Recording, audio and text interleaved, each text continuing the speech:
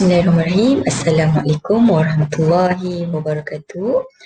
Pada hari ini kita akan membincangkan dan belajar berkenaan dengan tajuk amalan kebersihan, keselamatan dan kesihatan. Untuk tajuk ini, kita akan lihat betapa pentingnya menjaga keselamatan di kawasan dapur.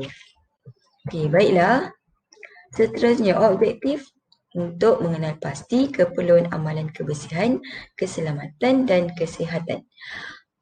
Objektif yang pertama, ini kita boleh lihat dengan mengenal pasti beberapa proses penghasilan roti yang boleh mendatangkan bahaya.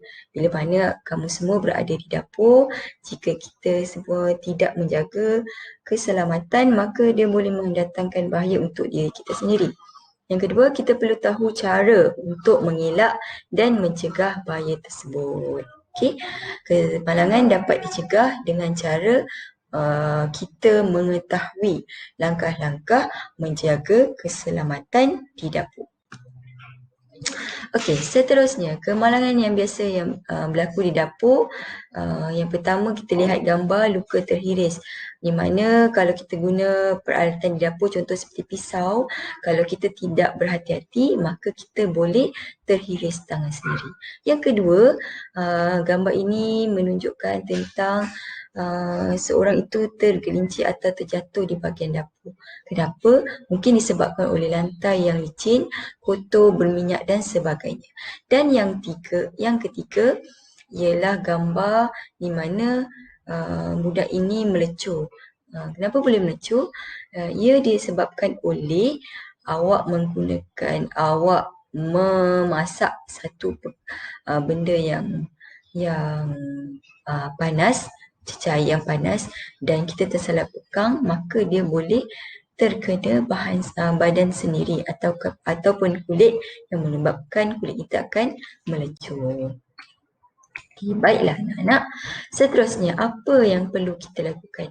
Yang pertama, awak semua perlu menyusun atau peralatan mengikut jenis, contoh kuali dengan kuali, pisau dengan pisau, supaya yang pertama awak boleh senang untuk ambil dan lihat. Yang kedua, dia boleh menyebabkan kita kita senang untuk mengambil barang di dapur, dan juga alatan-alatan yang bahaya kita boleh letakkan di satu tempat yang sesuai lah. Yang kedua, menjaga kebersihan kawasan. Yang ketiga, menggunakan peralatan dengan betul. Contoh pisau kita guna untuk memotong, jangan gunakan pisau untuk menyucuk atau menolak satu alat. Salah. Dan yang keempat, tidak bergurau atau melakukan sesuatu yang berbahaya di dapur. Contoh, awak menolak kawan awak menggunakan pisau, menolak kawan awak dengan menggunakan periuk dan sebagainya. Baiklah, seterusnya.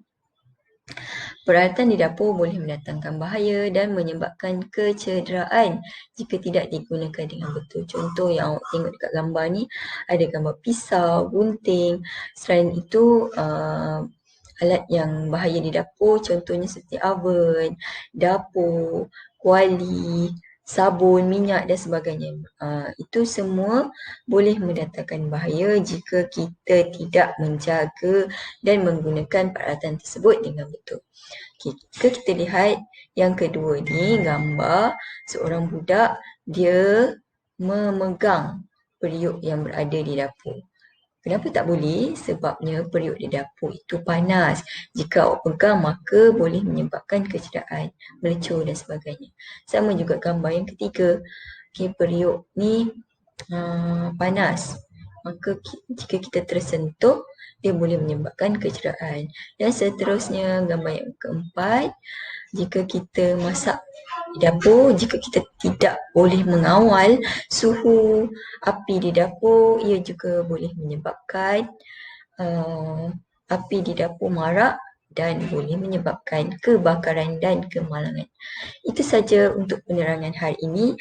Maka jelaslah kepada kita semua bahawa menjaga keselamatan di dapur amatlah penting. Menyusun atur peralatan, okey, memastikan kebersihan di dapur. Kalau dapur tak bersih boleh menyebabkan kemalangan. Contohnya seperti tergelincir dan sebagainya. Itu saja. Terima kasih.